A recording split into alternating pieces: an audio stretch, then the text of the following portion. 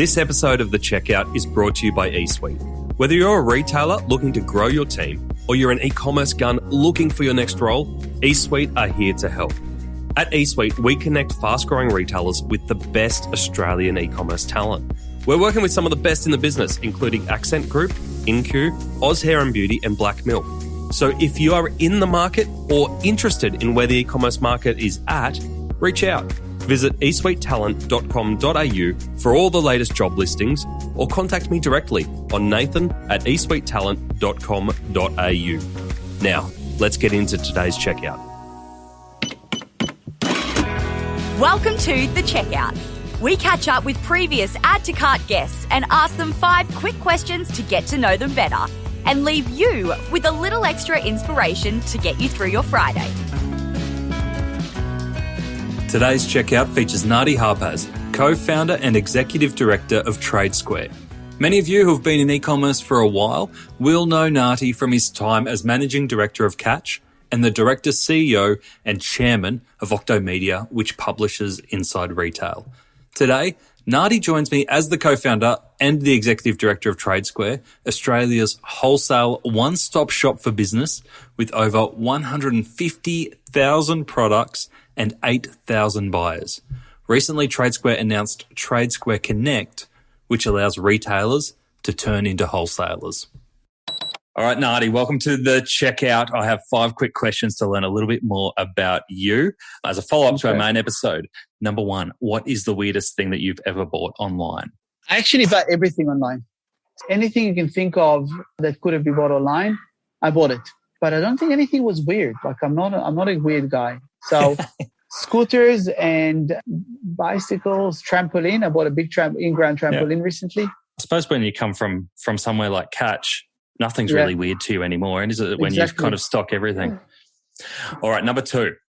This might put you in a tight spot given all your history. Who is your favorite retailer? So when I was working at Catch was my favorite. Yeah. Right now, I don't have a favorite. And I think that goes to the point that loyalty is not the same as it used to. I mean, what I do, by the way, I'm using Google Lens now quite often. So if you haven't used it, it's really efficient. If I see a product that I want and it's hard to find, I use Google Lens and then it puts the different website I can buy it. Brilliant. Generally pretty reliable. Like it picks it up most times. It always picks the product. Yeah, like great. 90% of the time. So Google Lens is my favorite retailer right now. But look, as a retailer, I struggle to find to pay full price. Doesn't matter how much money I want to have a good price. So I look online and then my Google Lens and I check things. I usually cross-check. I mean, if it's in Australia, I would cross-check Catch and Amazon just to see what's the thing. Makes sense. All right, number 3. Which retail fad do you wish was history? It contradicts what I said, but online, it shouldn't be a race to the bottom in terms of pricing, right? And I think the reality is you need to create value for the customer. So it's not about just, cheap prices. So I think that's one. The other thing is, I've been asked recently by a group about opening another marketplace in a B2C. I think that the notion that it's easy should be out of the world. It's not easy anymore. It's become very expensive to acquire customers. You have to be really good at what you do. And I think product, as opposed to technology, which what you said before, is going to become a big differentiator because everyone's going to have very similar technology. The platforms out there will do 90% of the work. It's not about writing your own code anymore, right? Yep. It's about actually everything else around it. How you buy the product, how you show it, how you do your marketing and your communication, more than are you using Shopify or Magento or whatever.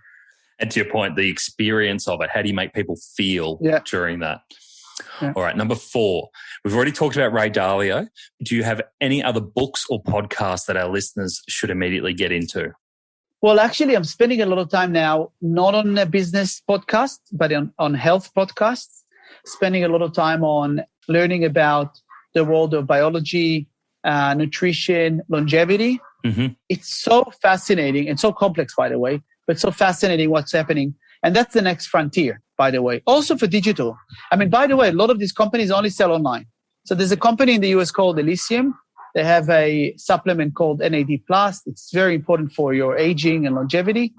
You can only buy it online. and it's a subscription base. So this is the future, right? So you can buy a one-off package, but you can buy a subscription. And I'm seeing a lot of the world of vitamins in that. So I listened to Peter Attia, who's got a podcast called Drive and talks about different complex things around medicine. I listened to David Sinclair, who's actually an Australian professor who is in Harvard Medical School, who writes about this. So that's really my latest thing is really around not so much business. It's more about health. So, and I think I'm probably going to do something in that at some point. Brilliant.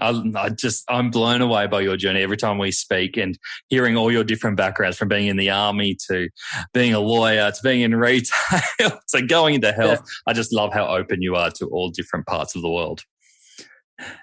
Last one I've got for you. Finish this sentence. The future of retail is? Unpredictable. Nice. You could say, who would have known 20 years ago that this is where retail will be today, right? And imagine in 20 years ago where drones are going to be delivering to your door, or maybe you order something and it's made for you on demand rather than that. Who knows, right? So be ready to change. Exactly. Nati, thank you very much for joining us on the Checkout. Thanks, mate. Have fun. To hear more from Nati, jump back into episode 128, where Nati covers topics like the differences between B2B and B2C in e-commerce, why product managers and trading managers are the most crucial roles in e-commerce in his view, and why he didn't do any research before launching TradeSquare. He just went for it, went with his gut. He also shares a bunch of invaluable business advice and personal advice, including why e-commerce reminds him of being in the army.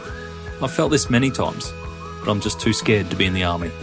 Until next time, thanks for listening and keep those customers adding to cart.